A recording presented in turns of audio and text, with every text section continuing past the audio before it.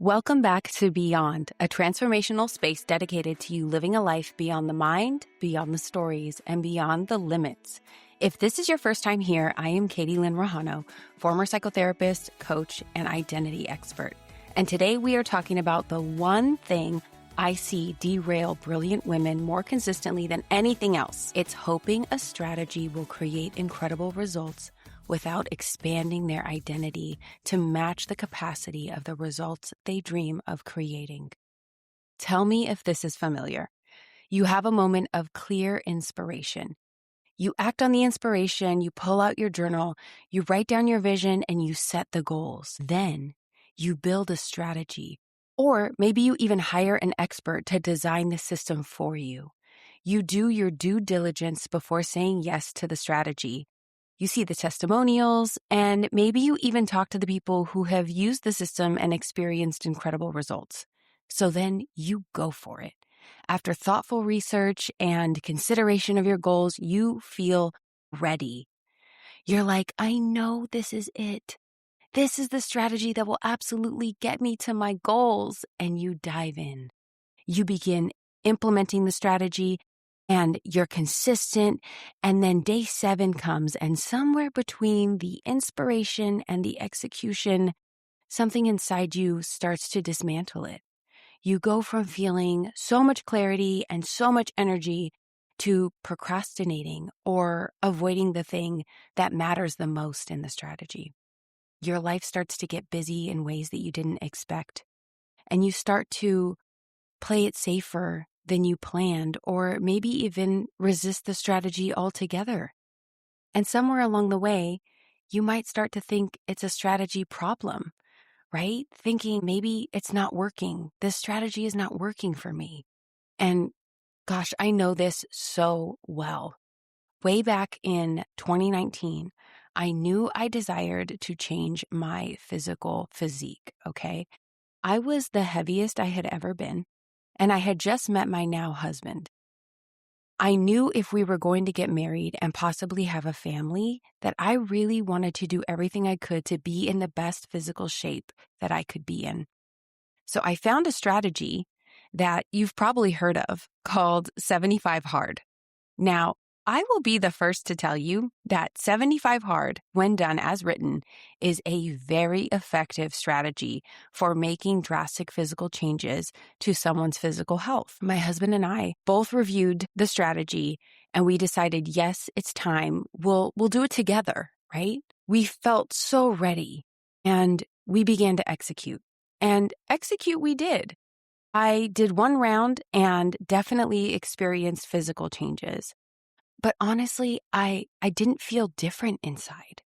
It was really confusing. So I did another round. And again, I executed properly. I noticed the physical changes, but even still, I didn't feel different inside. And this is when I really started to get curious, because the strategy did work to a certain degree, and I executed the strategy as written. But the real results that I desired to create were not external. They were internal. And with the strategy of 75 Hard, I was only changing my external actions and circumstances. I wasn't actually addressing any of the deeper internal things that were blocking me from becoming the woman I know I wanted to become. I thought if I could get into the best physical shape of my life, then I would feel confident, energized, and unstoppable. And I learned through my own experience that that just wasn't the case. The strategy felt more like a pretty Band-Aid than a real solution. It also reminds me of Jennifer. So Jennifer came to me when she decided she wanted to raise her prices and, in air quotes, charge her worth. Have you ever said that to yourself? I'm ready to charge my worth. She had done the math. She created the offer. She had evidence that her work was effective, and she had the expertise to deliver, if not even over-deliver, the results at the new price point. Logically, it made complete sense, and Jennifer felt like this was the right time. Jennifer set everything up, and when the day came to send the launch email to her email list, she messaged me. She told me she had rewritten the launch email 10 times. She had softened the language. She had added 3 unnecessary disclaimers, and she even considered offering an early bird discount that she had not initially planned for. I listened as Jennifer shared, and I heard her say, "Katie, I was so confident that I was ready for this next level, and I can't bring myself to press send. What is happening?" I resonated with Jennifer's confusion because her strategy was sound. But what we really got to see was that her adapted identity, the one she created to protect herself from rejection, judgment, loss, and visibility, was running the show. And what we couldn't see yet was that the same adapted identity was also keeping her from her greater service, from more abundance and freedom that only embodied worthiness can create. The version of Jennifer sitting at the computer that morning, questioning herself while running her fingers across that keyboard, was not the same version of Jennifer who knew it was time to own her worth. That morning, as Jennifer and I spoke, we realized that Jennifer had spent decades believing that her value was conditional, and it was based on her ability to make other people comfortable and how well she could meet their needs. She needed to prove her worth, or at least that's what she believed. And she also believed that she needed to keep other people happy. Now, this is tricky because the strategy Jennifer was committed to implementing required that Jennifer be fully seen, that she take up more space, and that she have more exposure to new people. Proving herself or pretzeling herself to make other people happy was not a part of the strategy. In fact, it was the very thing that was stifling the strategy. And this is the crux of what we're talking about today. No strategy gets implemented without our identity directly influencing the process. And if we implement a strategy before we have taken the time to refine our identity, then the strategy will work temporarily at best and fall by the wayside at worst. In the world of beyond, our identity is what our subconscious mind and nervous system holds to be true about who we are, what we're capable of, and what we deserve, and what we regard as safe. And here's the critical thing. Your nervous system, just like your subconscious mind, cannot distinguish between the long-standing conditioned truths and reality. To your brain and your nervous system, they are the same thing. This is why a woman like Jennifer, who intellectually knows she is worth and capable of more, who can make perfectly rational cases for why she should charge double, take up more space, set the boundary, ask for what she actually needs, can also have a very difficult time initiating and sustaining these behavior changes over time because her subconscious mind and nervous system operate according to a different identity. And the subconscious mind will always have the final say when it comes to identity. Now, we all have a subconscious mind, a brain, and a nervous system. No one gets a pass on navigating identity work. If they desire to create a different experience of life or different outcomes, then they will need to embrace identity work for long-standing results. I know there are so many different perspectives out there as to how to quote unquote, manifest a new reality. And I return to the quote I shared in episode 1, which is, everywhere you go, there you are. The identity you operate with and the identity that I operate with is the common denominator. And if we know this, what do we do? What does a woman like me or Jennifer do when we realize our adapted identity is still calling the shots and every strategy seems to fall short? Do we change our thoughts? Do we listen to subliminal meditations? Do we do mindset work? Do we do somatic therapy? Or is there a book to read that has the magic solution? And what I'll tell you is all of those modalities are great in their own right and even important depending on the season of life you're in. I will be the first to tell you I've done them all and even more. You name it, I've done it. The thing I keep returning to is this: identity work. Everything we perceive, feel, and experience is only ever always filtered by what we know to be true about ourselves. Here's how this plays out in concrete terms. Think about the last time you created a goal, a real one that felt uncomfortable and stretchy, and then you watched yourself quietly question it. Maybe you thought, is it too big? Am I ready? What will they think? Is it even possible? These are all valid questions. And I have another question. What might be inspiring these questions? Because these questions are produced by an uncertain brain.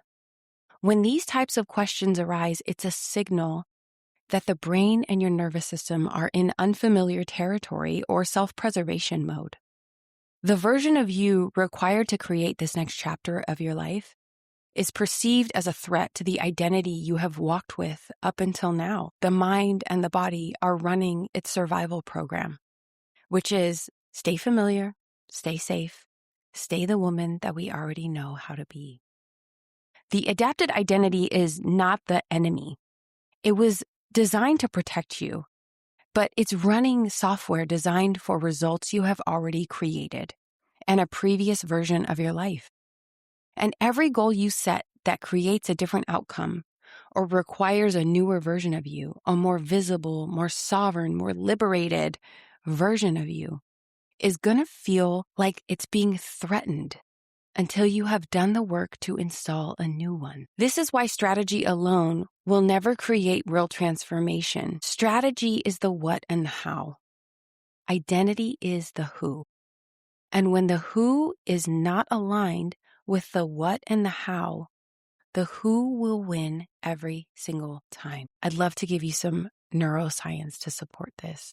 So your brain has a function called the Reticular Activating System, the RAS, okay? And its job is to filter reality based on who you know yourself to be. Now, the filtering doesn't come from your eyeballs, even though it would seem like it would.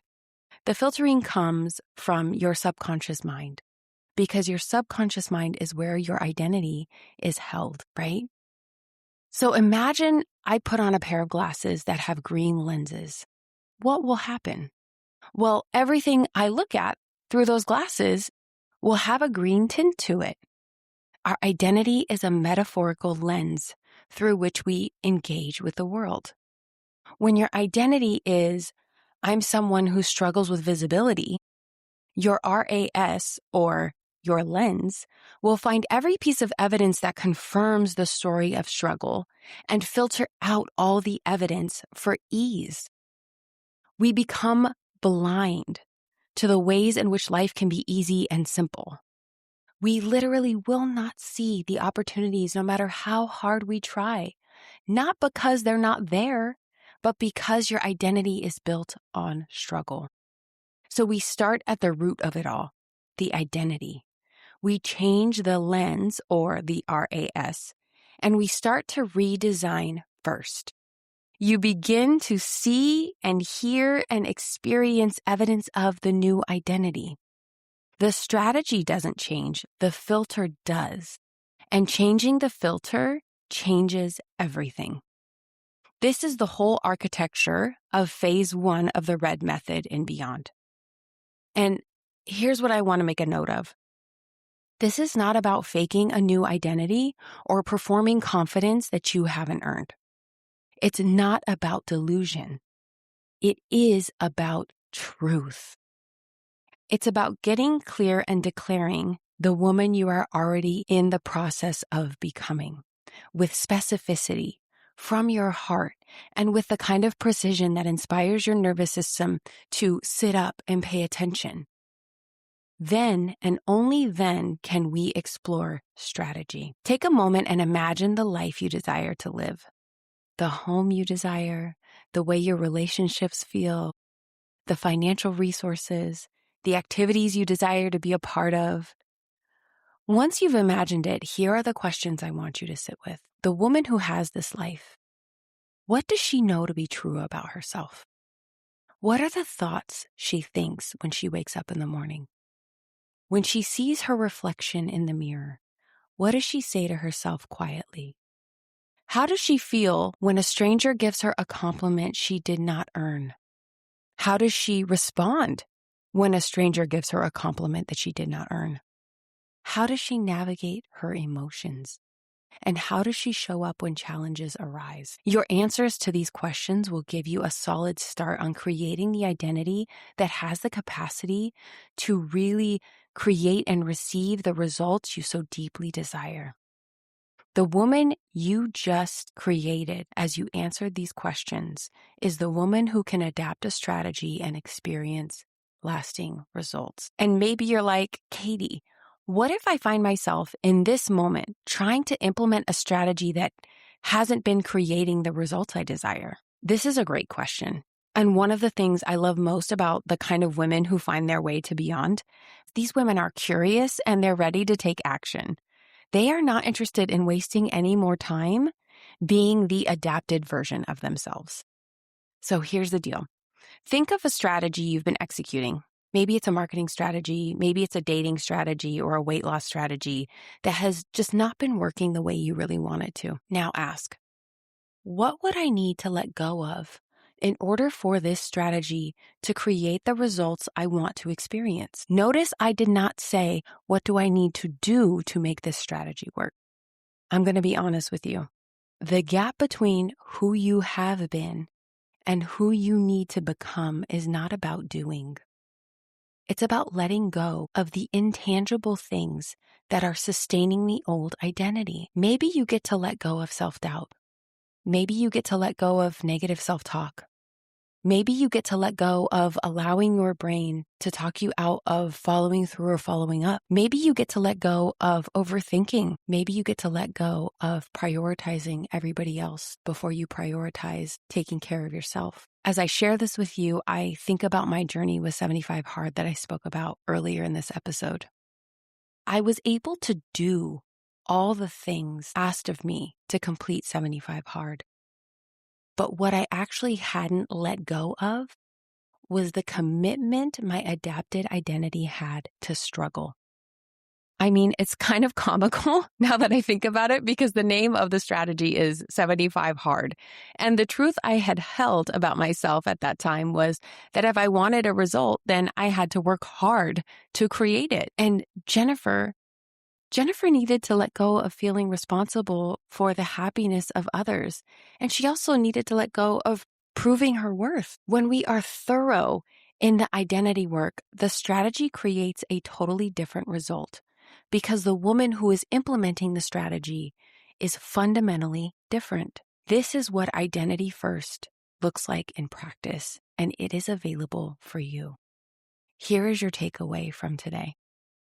Every strategy is governed by an identity. What identity is running your strategies? In Season 2 of Beyond, we are diving deep into identity to collapse time between where you are and where you want to be. Just because you've lived this way for decades does not mean you need to spend the next decade working on changing it. And that is great news. And that is the reason that I love identity work so much, because time is the one resource that we cannot get back. You cannot buy more time, right?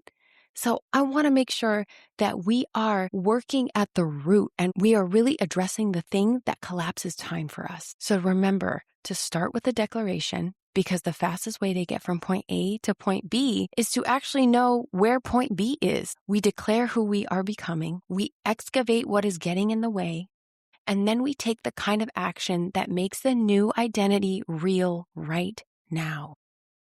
Your homework this week is to take one strategy you've been executing, or maybe you have been thinking of executing, and reflect on what you could let go of that would make that strategy even more effective. Write it down so your brain can see it. This could sound like, the woman who makes this strategy work fully is someone who, and then finish that sentence at least 5 times. Get specific and allow it to feel slightly uncomfortable.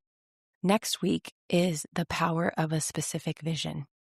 We are going to talk about why vague aspirations are actually a form of self-protection and how to get specific enough that your nervous system starts to regard the future as safe and possible. I'm Katie Lynn Rajano. This is Beyond. And if you are ready to take action now, the Mental Mastery Framework is a daily 10-minute practice that collapses time and makes identity work sustainable. Get it now. The link is in the show notes. And if today's episode landed somewhere true for you, Then be generous and share it with a woman that you would love to see win alongside you. Take this week to go beyond the mind, beyond the stories, and beyond the limits. I will see you next Friday for episode 3.